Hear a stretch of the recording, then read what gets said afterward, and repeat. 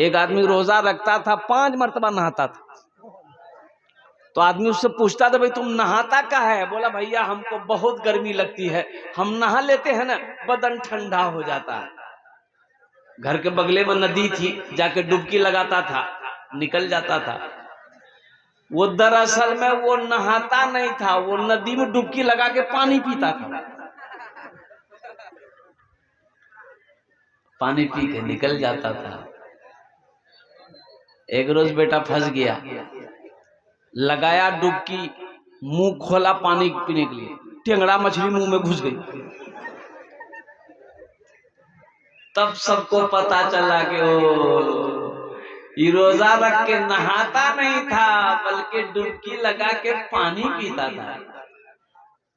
इंशाअल्लाह आने वाले महीने का, रमजान मुबारक के महीने का इस्तकबाल करेंगे इंशाअल्लाह। हाथ उठाओ, कितने नौजवान तैयार? अल्हम्दुलिल्लाह सुम्मा अल्हम्दुलिल्लाह। सारे नौजवान तैयारी करनी है, तैयारी करनी है। हजरत कुछ लेके जा रहे थे झोला में। एक आदमी बोला कि हजरत क्या लेके जा रहे हैं? रमजान का दिन है, रमजान का महीना है, क्या लेकर जा रहे हैं? बोले बाबू इसमें वो है जिसके खाने से रोजा नहीं टूटता है। जिसके खाने से, अरे बोलो भाई जोर से बोलो, रोजा नहीं टूटता। तो वो लड़का बोला कि हजरत अपने पास रखिएगा, हम लोगों को नहीं बताते क्या चीज है वो जिसके खाने से रोजा नहीं टूटता है, हमको खिलाइए, हमको खिलाइए। बोला मत खाओ। बोला नहीं हमको खिलाइए। बोला के देख लो पहले। तो झोला खोला, देखा जूता है। बोला हजरत तो जूता है? बोला तो हाँ, तो जूता खाने से रोजा नहीं टूटता है। रमजान के महीने का इस्तकबाल करो नौजवानों, मुसलमानों।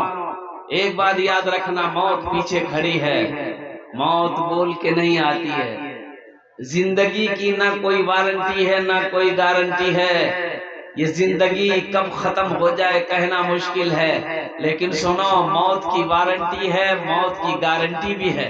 मौत तो आनी आनी है, इसकी फुल गारंटी है। इसकी, अरे बोलो भाई, इसकी फुल गारंटी है, फुल गारंटी है।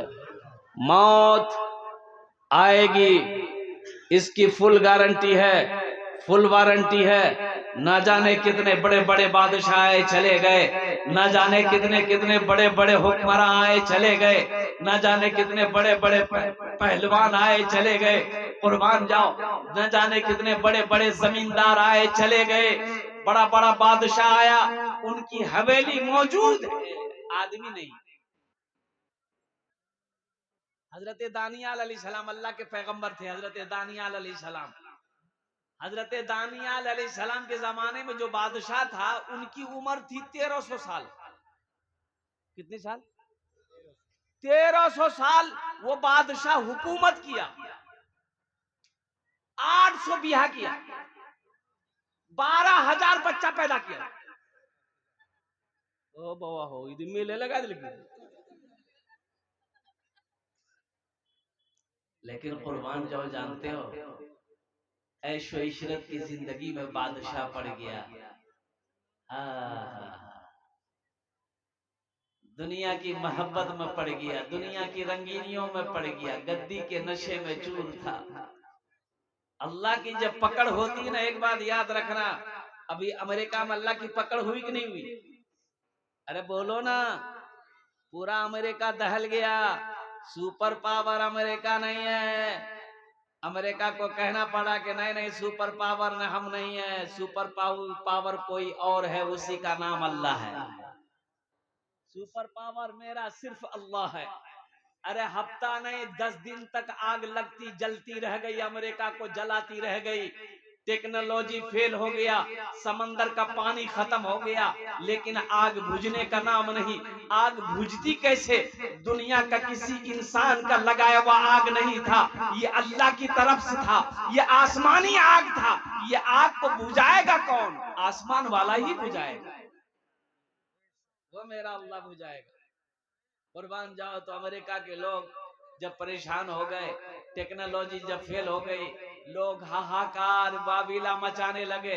तो कुछ लोगों ने कहा कि मुसलमानों को बुलाओ, मुसलमानों को बुलाओ, कोई तरकीब निकालो। तो मुसलमानों ने कहा कि भाई तरकीब तो यही है कि गुनाहों से तौबा करो, इस वक्त अजान दी जाए, शायद अल्लाह अजान की सदा को सुनकर आग में काबू पाया जा सके। कुर्बान जाओ मुसलमान, गली गली में खड़े होकर और नुक्कड़ नुक्कड़ पे खड़े होकर, टीले टीले पे चढ़कर और कुर्बान जाओ। अजान लगाई, अजान होने लगी, अल्लाहु अकबर, अल्लाहु अकबर। अजान पे काबू पाया गया। और मुसलमानों, नौजवानों, जानते हो इस कहर के बाद, इस अजाब के बाद अमेरिका के बेशुमार यहूदी, क्रिश्चियन, अंग्रेज कलमा तैयबा ला इलाहा इल्लल्लाह मुहम्मदुर रसूलुल्लाह पढ़कर मुसलमान हो, बेशुमार। और अमेरिका में मस्जिद कितनी है? अमेरिका में 700 मस्जिद अभी मौजूद है अल्हम्दुलिल्लाह। 700 से ज्यादा मस्जिदें अमेरिका में मौजूद है अल्हम्दुलिल्लाह सुम्मा अल्हम्दुलिल्लाह। ये हमारे तबलीगी जमात वाले भाई जाग जाकर अल्हम्दुलिल्लाह लोगों को कलमे की दावत दिया, लोगों को इस पैगाम को पहुंचाया अल्हम्दुलिल्लाह सुम्मा अल्हम्दुलिल्लाह। हजारों मस्जिदें अमेरिका के अंदर में मौजूद है। इसलिए मुसलमानों, मेरे बच्चों, नौजवानों, अल्लाह से लो लगाओ, मौत पीछे खड़ी है, एक दिन मौत आएगी, आएगी, आएगी। अच्छा देखिए, रात में खड़गपुर में मेरा जलसा था, बहुत मुश्किल से तकरीर किया मैंने वहां।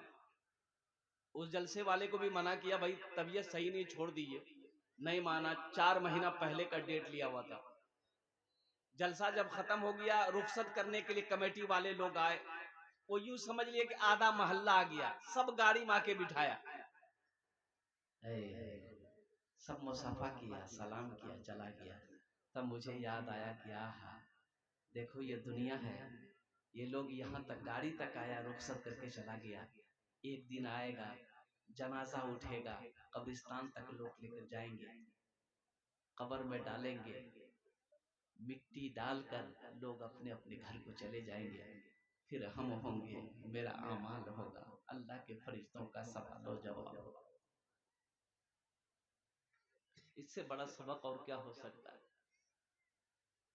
क्या हम रोजाना ना सही जनाजे में तो शरीक होते हैं ना भाई, रिश्तेदार के हो, मोहल्ले वाले का हो, पड़ोसी का हो, जनाजे में तो शरीक होते हैं ना। ये जनाजे सबक है, ये सबक है कि आज किसी को कंधे पे तुम उठा के लेके जा रहे हो, एक दिन आएगा तुम्हें भी लोग कंधे पे उठा के लेकर जाएगा। वो शायर ने कहा ना कि मरने के बाद एक खता और करूंगा, मरने के बाद, अरे बोलो भाई, जोर से बोलो, मरने के बाद एक खता और करूंगा। अब क्या करेगा भाई? अरे मरने के बाद की करवा, मरने के बाद ये खता और करूंगा। लोग पैदल चलेंगे, मैं कांधे पे चलूंगा। लोग पैदल चलेंगे, मैं कांधे पे चलूंगा। सफर है लंबा, कोई साथी नहीं मिलता, अकेला है दूल्हा, कोई बाराती नहीं मिलता, अकेला है दूल्हा, कोई बाराती नहीं मिलता। इसलिए मेरे नौजवानों, मेरे बच्चों, आखिरत की तैयारी करो, कब्र की तैयारी करो, हशर के मैदान की तैयारी करो। और जानते हो आखिरत की तैयारियों में से सबसे पहली तैयारी है नमाज। कौन सी तैयारी है? नमाज। बहुत सारे नौजवान हमारे यहाँ पर बैठे हुए हैं जो खाली जुमा पढ़ेगा, जुमा पढ़वाएंगे, असर पढ़बो नहीं, बोले नहीं खाली भी जुमा पढ़ो। ये फजर कौन पढ़ेगा? जोहर कौन पढ़ेगा? असर कौन पढ़ेगा? मगरिब कौन पढ़ेगा? ऐशा कौन पढ़ेगा? नौजवानों मुसलमानों, सिर्फ जुमा पढ़ने से काम नहीं चलेगा। मेरे बच्चों होश में आ जाओ, सिर्फ जुमा पढ़ने से काम नहीं चलेगा। 5 वक्त की नमाज भी है, जुमा के अलावा 5 वक्त की भी नमाज है। यह नमाज किसी भी हालत में माफ नहीं है। नमाज किसी भी हालत में माफ नहीं है, किसी भी हालत में माफ नहीं। हाँ, 2 किस्म के लोगों पर नमाज माफ है। एक वो जो पागल हो गया हो, पागल पर नमाज माफ है। एक वो जो मर गया हो, मुर्दा पर नमाज माफ है। तो सोचो जो नमाज नहीं पढ़ते हो, ये दोनों में से किस में से हो? बात समझ में आ रही है ना? इन दोनों में से किस में से हो? या पागल हो गए हो या तो मर गए हो। इसलिए मेरे बच्चों, नौजवानों, नमाज कुछ मांगती नहीं है, नमाज तो देना चाहिए। हम लेना नहीं जानते, हम लेना नहीं जानते, इसलिए नमाजों की पाबंदी हो। अल्हम्दुलिल्लाह, हर हाल में नमाज पढ़ना है, हर हाल में नमाज पढ़ना है। और कुर्बान से मौलाना अहमद नसर बनारसी साहब, हमारे पीर साहब हैं बनारस के। अभी सफर में था, ट्रेन पकड़नी थी, तो ट्रेन खड़ी है। अच्छा, ट्रेन खुलने में 2 मिनट टाइम है, तो हजरत बोले कि नमाज पढ़ लिया जाए। तो हजरत नमाज पढ़ लेंगे, तो नमाज पढ़ने में तो 5 से 6 मिनट टाइम लगेगा। ट्रेन का टाइम खुलने का हो गया। बोला खुल जाएगी, दूसरी ट्रेन पकड़ लेंगे। बोला दूसरी कैसे पकड़ लीजिएगा, दूसरी में टिकट है या नहीं है? Train general bogie, general bogie जानते हैं? अरे ट्रेन में जनरल बोगी होती ही नहीं, उसमें सोने के अलावा नहीं है। सोने के अलावा है, बैठ सकते हैं आप, भीड़ रहती है उसमें। स्लीपर में सोने के अलावा है, एसी में सोने के अलावा है। एक आदमी लेटा हुआ था जनरल बोगी में, एक आदमी गया, उसको उठाया कि भाई उठिए, थोड़ा बैठने दिए। तो उसको बोला तुम पहचानते हो हमको, हम कौन है? बोला अरे बाप, कोई डेंजर आदमी है। बोला नहीं, ठीक है, सोई सोई। वो आदमी दूसरे डिब्बे में चला गया। कुछ देर के बाद एक आदमी फिर आया, उसको बोला भाई उठ के बैठिए, थोड़ा हमको भी बैठने दीजिए। उसको भी यही बोला, तुम पहचानते हो हमको, हम कौन है? तो आदमी डर गया, लगता कोई नेता होता आदमी है क्या। वो भी आगे बढ़ गया। कुछ देर के बाद एक आदमी फिर आया, वो भी बोला कि भाई थोड़ा उठ के बैठो, ये जनरल बोगी है, उठ के बैठो, थोड़ा हमको भी बैठने दो। उसको भी यही डायलॉग मारा, तुम पहचानते हो हमको, हम कौन है? तो आदमी पूछिए लिया, तुम कौन हो? बोला हम बीमार हैं।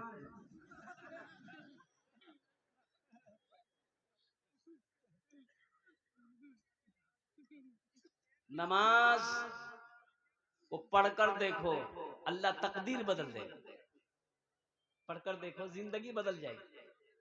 अल्लाह चेहरे पे नूर पैदा फरमा देगा, अल्लाह रोजी को बढ़ा देगा, रोजी को बढ़ा देगा, अल्लाह रोजी को बढ़ा देगा, रिस्क को बढ़ा देगा। अल्हम्दुलिल्लाह। एक साहबी आए कि या रसूल अल्लाह सल्लल्लाहु अलैहि वसल्लम, कोई ऐसा अमल बताएं, तंगदस्ती चल रही है थोड़ी बहुत, कोई अमल बताएं। तो अल्लाह के रसूल सल्लल्लाहु अलैहि वसल्लम इरशाद फरमाए, हाँ हाँ हाँ, एक अमल है, बड़ा आसान अमल है, ये बड़ा आसान अमल है, हमेशा बावजू रहा करो, अल्लाह तेरी रोजी बढ़ा देगा। सुभान अल्लाह बोला तमाशा। हमेशा बावजू रहा करो, अल्लाह तेरी रोजी बढ़ा देगा। कोई मेहनत नहीं है, कोई बोझ वाला अमल नहीं है, हमेशा बावजू रहो, अल्लाह तेरी रोजी बढ़ा देगा।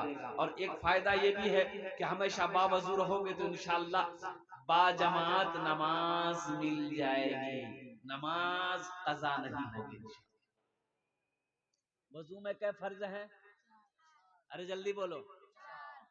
4 फर्ज है। पहला चेहरा धोना, दूसरा हाथ धोना, तीसरा चौथा ही सर का मसा करना, चौथा पैर धोना। क्या फर्ज हुए? गुसल में कितने फर्ज हैं? 3। अल्हम्दुलिल्लाह। बैठो। एक नौजवान से मैंने बोला कि बेटा नाम की रे? बोला कि हजरत क्या बोले हम अपना नाम? हम बोले बोलो नाम क्या? बोला मेरा नाम है छेदी लाल। तौबा तौबा, की नाम छोकरे है? बोला छेदी लाल। हम बोला अच्छा ठीक है, दीन के बारे में कुछ जानते हो? बोला कि जानते हैं थोड़ा बहुत। हमने कहा गुसल में कितने फर्ज है? बोला कि 3। हम रे 3 जानो रे 3 छे बताते की फर्ज है, फर्ज नाम बोल।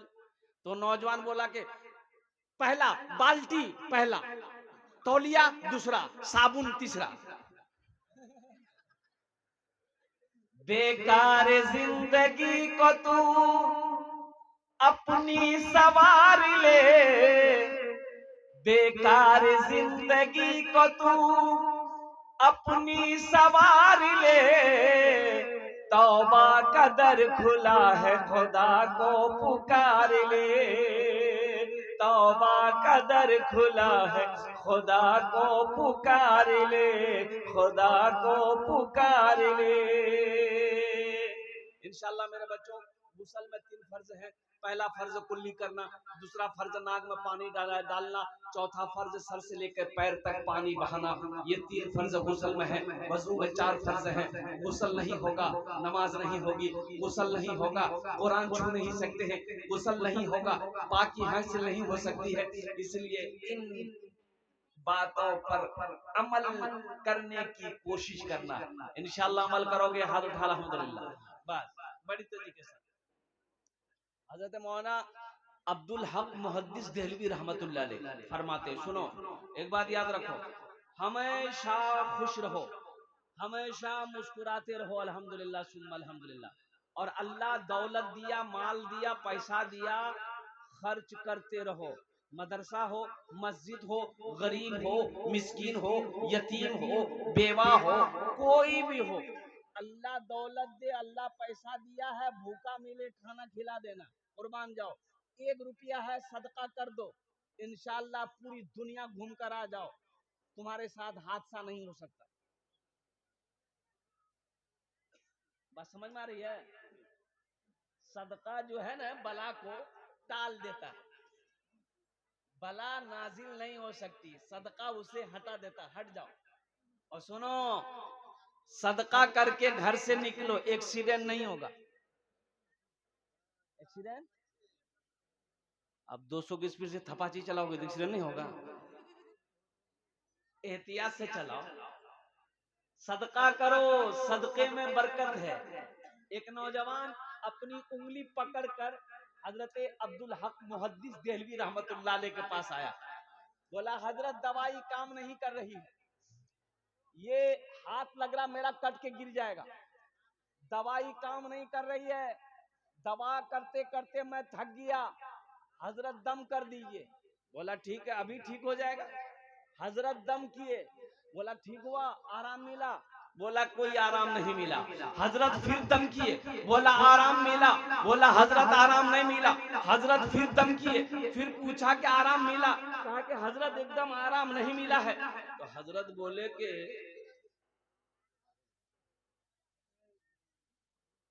इसमें उंगली में क्या हो रहा है तुम्हारा? बोला कि जलन हो रही है, ऐसा लग रहा है कि उंगली मेरी कट के गिर जाएगी, जलन है जलन। तो हजरत ने कहा कि ये उंगली जली कैसे तुम्हारी? क्या कि हजरत बहुत लंबी कहानी है। तो हजरत ने कहा कि बेटा सुनो, ये जहन्नम की आग है। ये किसकी आग है? ये जहन्नम की आग है ये। तो हजरत ने पूछा कि सच सच बता, वाकया क्या है, बात क्या है? और नौजवान कहने लगा कि हजरत मैं बताना नहीं चाहता था आपको, मैं बता रहा हूँ। मेरा बाप बड़ा पैसा वाला है, लेकिन बड़ा बखील था, बड़ा कंजूस था। हम लोगों को 1-1 रुपए के लिए मेरा बाप तरपाता था, पैसा खर्चा करने नहीं देता था। इतना बड़ा बखील, ना खुद खर्चा करता था, ना हम लोगों को खर्चा करने देता था। मेरा बाप मरा तो जितनी अशरफियां थी ना, थैली बनाकर गुस्सा से हम बाप के कब्र में ले जाकर रख दी।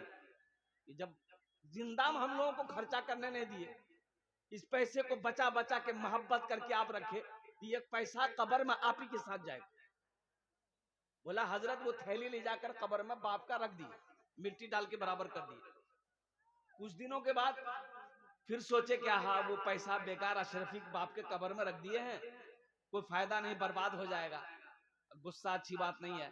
तो बोला सो नौजवान सोचा कि क्यों ना जाकर कब्र खोद कर वो अशरफी का थैली हम निकाल ले, काम में आएगा। ये नौजवान कहता है हजरत हम फावरा लिए कब्रिस्तान पहुंचे, कब्र की मिट्टी को हटाए, देखते क्या है कि मेरे बाप के जिस्म पर तमाम अशरफी वो सिक्का तमाम सिक्का सर से लेकर पैर तक चिपका हुआ। वो हम तो झोला में रखे थे, ये बदन में चिपकाया कौन? सुनो, ये वाकया है, हकीकत वाकया सुना रहा हूं। बहुत बड़े मुहद्दिस हजरत अब्दुल हक मुहद्दिस देलवी रहमतुल्लाह अलैह फरमाते हैं, आपने फरमाया, वो नौजवान कहता है कि हजरत हम अपने बाप के जिस्म पर जब ये अशरफी के सिक्के देखे तो एक सिक्के में हाथ लगाया उखाड़ने के लिए, लेने के लिए। जैसे ही हाथ लगाया ऐसा पता चला कि पूरे बदन में करंट लग गया।